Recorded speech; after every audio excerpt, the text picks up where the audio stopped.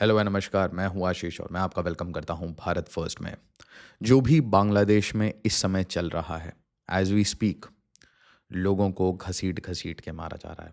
बहुत unfortunate realities Bangladesh से सामने आ रही हैं। उस्मान हादी का बदला बांग्लादेश में हिंदुओं से लिया जा रहा है, टेम्पल से लिया जा रहा है। जितनी माइनॉरिटीज़ हैं, बुद्धिस्ट हैं, ट्राइब्स हैं, क्रिश्चियंस हैं, उनसे ये बदला लिया जाएगा।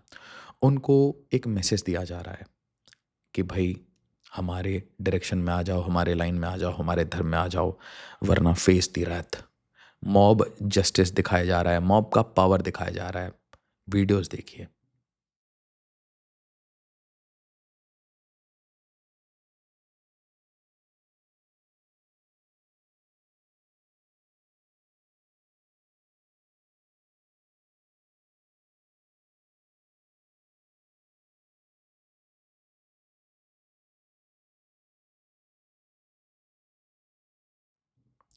और इसीलिए आज मैं भारत के प्रधानमंत्री प्राइम मिनिस्टर मोदी से एक अपील करना चाहता हूँ, एक रिक्वेस्ट करना चाहता हूँ। देखिए, जब ऐसी परिस्थिति आती है तो आपको आपके सामने एक क्वेश्चन होता है कि ऐसी क्राइसिस के टाइम में हम क्या ही कर सकते हैं? कौन क्या ही कर सकता है? एक अजीब-सी शांति है, एक अजीब-सी चुप्पी है, कोई रिएक्शन नहीं आ रहा, कोई कुछ कह नहीं रहा, बट एक रियलिटी भी आपके सामने है। हरकतें देखिए, ये मॉब जस्टिस चल रहा है। देखिए, खुद के पार्लियामेंट में घुस रहे हैं, आगजनी कर रहे हैं, लोगों पे अटैक कर रहे हैं, लोगों को हिट किया जा रहा है, जान के हिट किया जा रहा है।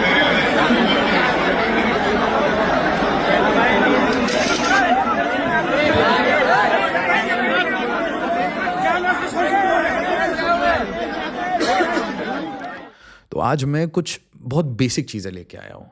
इसलिए इस वीडियो को ज़्यादा से ज़्यादा लाइक करिए, शेयर करिए, हाइप करिए और हमारा अरतई चैनल जॉइन करिए। नाउ ये जो होता है बांग्लादेश में, एक हिंदू को पहले घसीट के मारा जाता है। लोग इसे चप्पलों से मारते हैं, इसके ऊपर कूदते हैं, इसके पूरे शरीर से लहू निकल रहा था। उसके बाद अब मैं आपको वो दिखा नहीं सकता। उसके बाद इसे बीच चौराहे में लटका के ज़िंदा जला देते हैं। ये उस्मान हादी नहीं था, यहाँ कोई अननोन मैन नहीं थे, यहाँ पे भारत को ब्लेम करने की कोई ज़रूरत नहीं थी। बस ये एक रेडिकलाइज्ड उन्मादी भीड़ है और हर बार, हर दिन ये बांग्लादेश में हो रहा है। इमैटेरियल कि हम कुछ करें या ना करें, यही पाकिस्तान में भी हो रहा है। बट कौन आएगा? Who will come to protect? Pete Hegseth आएगा, डोनाल्ड ट्रंप आएगा, बेंजामिन नेतन्याहू आएगा, व्लादिमीर पुतिन आएगा। कौन आएगा बचाने? क्या हमारे स्पीचेस देने से कुछ होगा? क्या हमारे वीडियो बनाने से कुछ होगा? किसी ना किसी को आके इनको बचाना पड़ेगा, किसी ना किसी को आके इन्हें शेल्टर देना पड़ेगा। कौन बचाएगा? कौन आएगा सामने?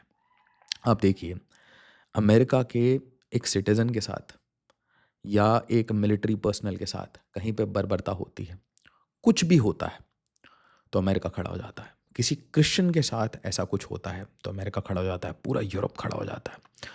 अगर किसी मुस्लिम लड़के के साथ कहीं पे भी कुछ होता है तो कतर आ जाता है, पाकिस्तान, बांग्लादेश, सऊदी अरेबिया सब आ जाते हैं।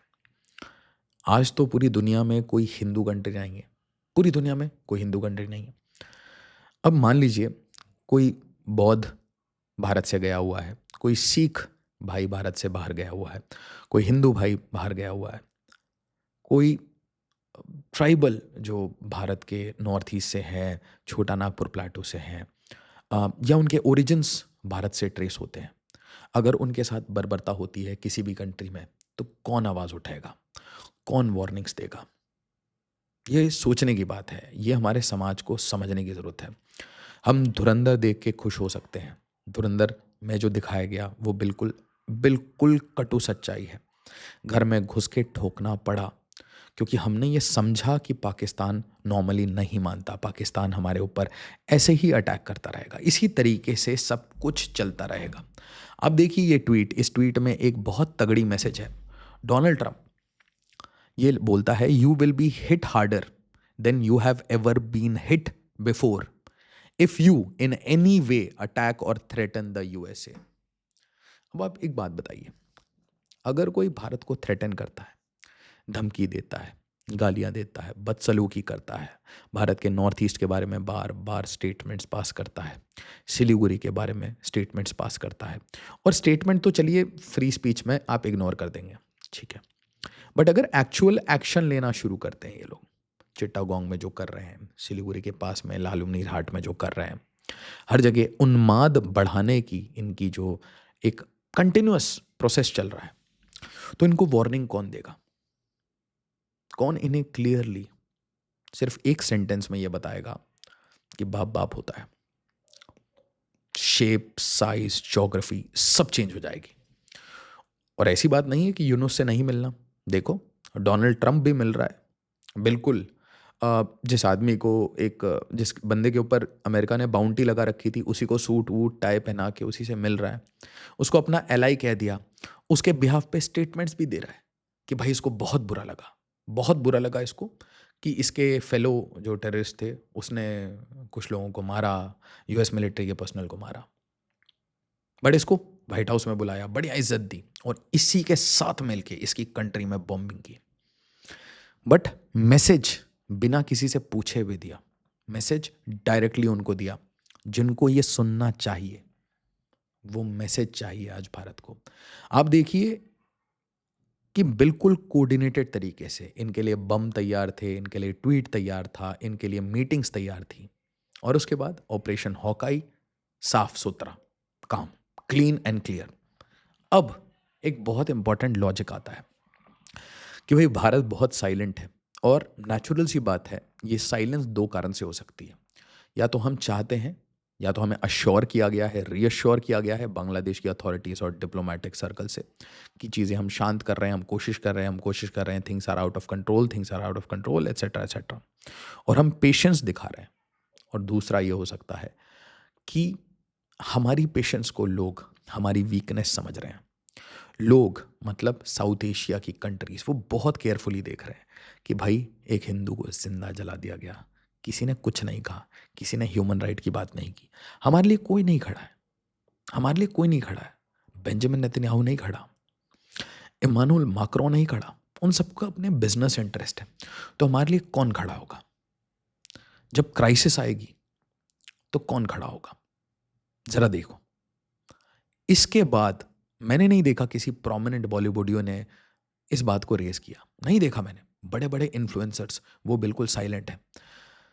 The tied burned head torso outside, father of Hindu man lynched in Bangladesh. और क्या मैं इनसे एक्सपेक्ट करूं कि ये बातें करेंगे?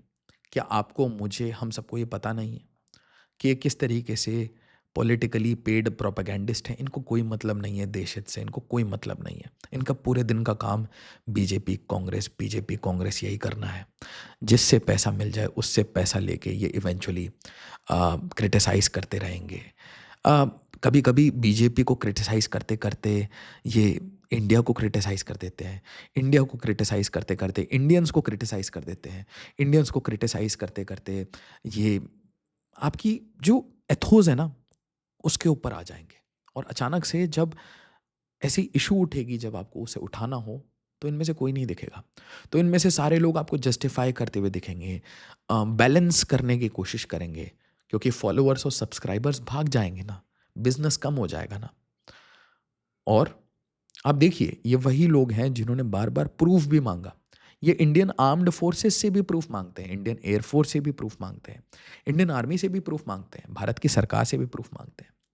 और इसीलिए मैं ये रिक्वेस्ट करना चाहता हूँ कि चलिए, ये बांग्लादेश का इंटरनल मैटर है, हम अपनी सहनशीलता दिखाते हैं, हम अपनी मैच्योरिटी दिखाते हैं, हम चुप हो जाते हैं। बांग्लादेश का इंटरनल मैटर है, बांग्लादेश और पाकिस्तान हिंदुओं को इसी तरीके से जलाता रहेगा, मारता रहेगा, क्योंकि वो उनका इंटरनल मैटर है। तो इसलिए हम पब्लिकली इसके ऊपर कुछ नहीं कहेंगे, और अगर हमें कुछ एक्शन लेना होगा तो हम इंटरनली ले लेंगे। बिल्कुल बात सही है।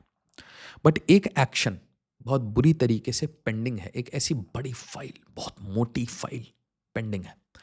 भारत के हर ब्यूरोक्रेट को ये जिम्मेदारी लेनी चाहिए, हर सिविल सर्वेंट को, चाहे वो क्लेरिकल लेवल पे है, पियोन है, चाहे वो चीफ सेक्रेटरी है, चाहे वो प्रिंसिपल सेक्रेटरी है, चाहे वो डिफेंस सेक्रेटरी है, हर ब्यूरोक्रेट, हर इंसान जिसको भारत सरकार एक सैलरी देती है, हर एमएलए, हर मेंबर ऑफ पार्लियामेंट, हर मिनिस्टर, हर स्टेट गवर्नमेंट के चीफ मिनिस्टर, सेंट्रल गवर्नमेंट के प्राइम मिनिस्टर और सारे मिनिस्टर्स, सबकी एक कंबाइंड आज रिस्पॉन्सिबिलिटी बनती है कि अगले 50 दिन में, इफ पॉसिबल, नहीं तो अगले 100 दिन में, नहीं तो अगले 200 दिन में, क्योंकि ये काम 200 दिन में हो जाएगा, टू आइडेंटिफाई, और मैं सिर्फ वही फिगर यूज करूंगा जिसे पार्लियामेंट के पटल पे रखा गया है, 2 करोड़ बांग्लादेशी।